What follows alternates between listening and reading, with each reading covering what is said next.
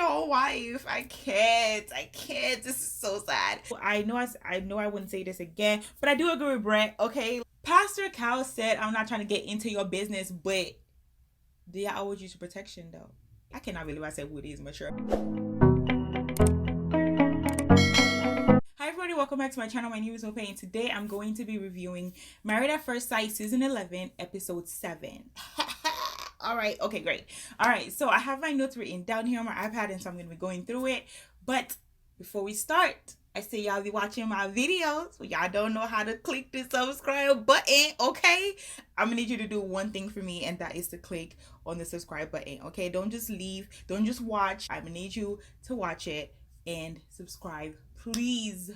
Please, I'm begging, please. Okay, so let's get right into it. The whole episode really was about them coming back from honeymoon, moving into their new apartments, but also each person visiting their spouse's house or apartment and what that looks like or what their home looks like. Pastor Cal came in, okay, kind of shook things up a little bit, just, you know what I'm saying, just shook it, thereby asking difficult questions and questions that needed to be asked and needed to be addressed. Subscribe. I know you're watching right now. I can see that you're watching. I need you to click on the subscribe button.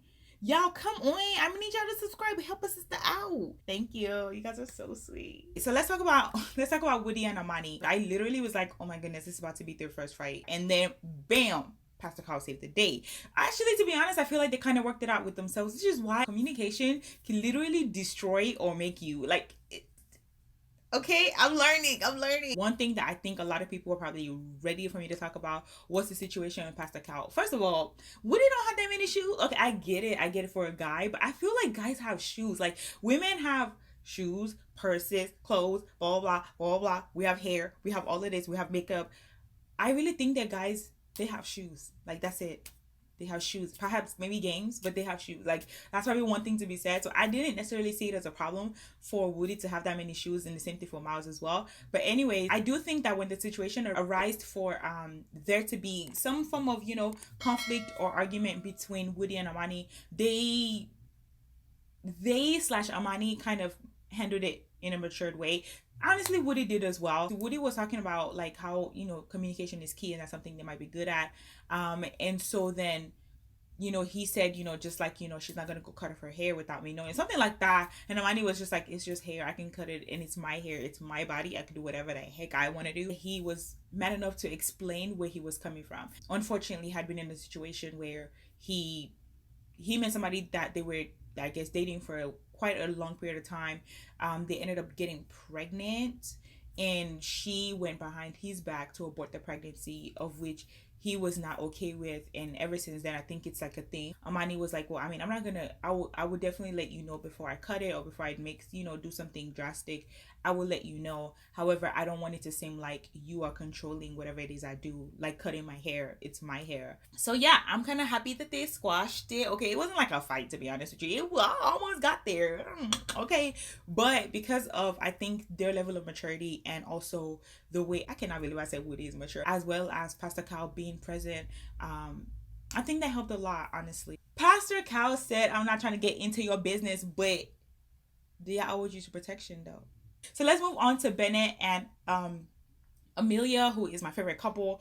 You guys already know that. One thing that he is very good at is making her, same thing for Woody as well, making her feel special. Like Bennett literally makes Amelia feel like the only woman.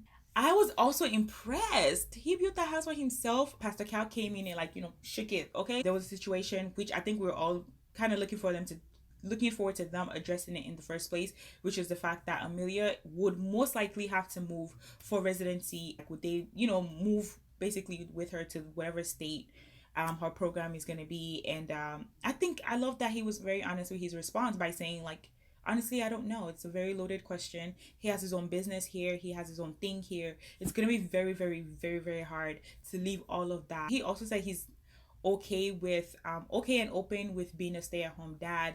It gives him room to, you know, he's a writer, he is an entertainer, or he's a musician at heart, and so you give him room for him to develop that as well. And, you know, perhaps I thought that was beautiful. Am I the only one? I literally was like, oh wow, this gonna make sense. Like, I think this kind of makes sense. It's kind of reminds me of like when people decide, I want to work from home type of thing. That's what he wants to do. Only that he doesn't mind having children and being that sole provider, because of course we know that as a doctor, I mean, except you'd go get a 9 to 5 job, you're literally gonna be busy. And through her residency program is even more strenuous. So I'm kind of happy that they kind of came to that like realization. So let's talk about Karen and Miles, my used to be favorite couple that decided to fall off the wagon. I didn't really care too much for Karen this episode, except for like the very end of it where she actually opened up and she got emotional. Hopefully, it's an eye opener for her, as to where Miles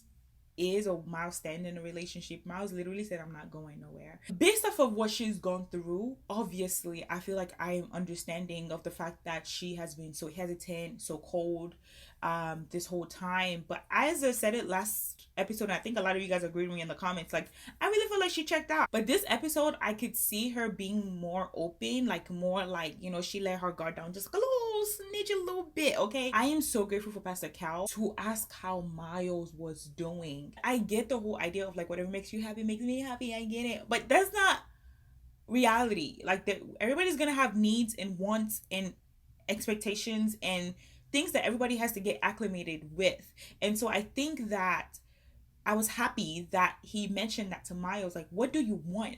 You yourself, what is something that you want? Because you're not stating what you want. His response was like, I need more time to think about it. Karen said more friendly this episode. Let's talk about Henry and Christina. Pastor Cal asked, like, have you been this close to anybody before? Like, have you ever been close? Like, how long does it take for you to be close to your, I guess, relationships in the past? And he said it depends on the attraction and like the chemistry, really is what he said, the chemistry that they have. And long story short, he friend zoned her. I'm not really sure if anything could work out of this, but I really do hope that they make it work somehow. I do think it's rather unfortunate because I don't even think Henry gave it a shot. It's like, who are we blaming? We've always blamed Henry. I mean, we know that Christina has her own thing, obviously. Like I said, she was too picky. She just wanted to like change stuff really quickly. She just looks like she's very dissatisfied with everything. I just feel like everything she says, even when it comes to like the confessionals, like it's just always it's just seems fake. Like it's just like she doesn't want to be there. Like she's just frustrated. Something's frustrating her. That's literally how she looks every time. He just doesn't seem like he has chemistry with Christina, and he made that clear today. But he's very well, I don't know if he's very, but he's optimistic that it'll be a slow process, but it's gonna eventually to pay off, and that's something that he's looking forward to. I don't know if it was nervousness or what, but caused his eye to twitch a lot, and then his side of his mouth just kept like moving. It's kind of like involuntarily, like and I was just like, oh man, like I really hope he's okay. Honestly, I hope he's okay. So let us move on to Brett and Olivia, the last problematic couple / only problematic couple of this entire episode. I keep saying this and I'm just like, I don't understand. Like I just want them to have a breakthrough, and it's just hard. It really is hard. To be honest with you, I know I wouldn't say this again, but I do agree with Brett, okay, on a lot of things that he said this particular episode. I was impressed that Brett had his own place and looked like he saved his own money for it. Seems like a financially responsible guy, to be honest. Olivia, on the other hand, just seems like the financially irresponsible person. And I was having this conversation. It's one thing for you to be like to have a good job. She's a nurse practitioner. We all know that, and we also know that she makes over 2 times more than Brett. However, I just feel like she has nothing to show for it. Like, oh yeah, you've made all this money, so now what? And I do think that's rather unfortunate. I think that just because somebody has a great job doesn't mean that they have money. Doesn't mean that, they've saved up, doesn't mean that they're financially responsible just because you have a good job. And I do think that that's to be said for a lot of people who are wasting money, to be honest. One thing she said last episode that I was just like, what, was that she went out to eat every day. She goes on lavish vacation. She literally likes to find things in life. Ain't nobody saying that you shouldn't, but she also has debt, okay? So she makes all this money and she uses it for things, but she doesn't focus on like buying a house and saving money and paying your debts off. Like, I'm just like, and Brett, who makes over 2 times less, has his own house, saved up for it, is into investment, probably doesn't have any debt to his name. And I'm just like, just because you have money don't mean you're financially responsible. But one thing that Olivia said was that she had already asked him to help her with budgeting, which I think he threw that in her face, which I do think is very sad and very unfortunate. But I think he was speaking out of like pure frustration, like, don't you see what you're doing with your money? And one thing that she said, I was just like, bruh, you're like, sis, you're tripping now for real, is when she said that that she would want him to move in with her. And I was just like, moving where? Like, because you're not living in a nice neighborhood is a good thing, but and it's closer to her work but not closer to his work. And he owns the house he's staying in. You're still leasing. You think he's about to sell that house that he worked hard to buy for you? Like, what are you doing? And then you don't even want to save the money that you're using. You still have debt. I could not understand the whole debt thing. I'm not gonna lie to you. I literally was just like, I'm sorry, what? I think that they do need to be better at communication. I think Olivia says that they communicate a lot, and I don't think that they communicate at all. I think that's it. That's it, you guys. That brings us to the end of this video. I hope that you guys enjoyed it. It has been a very interesting 7 episodes, right, with Married at First Sight, and I look forward to like the following episodes to come. Of course, it's gonna be fun, something to talk about. I definitely am learning. Don't forget to like, comment, and subscribe. Let me know what you guys think about this episode. Let me know what you guys think about the things I have said. Do you agree? Do you disagree? Okay.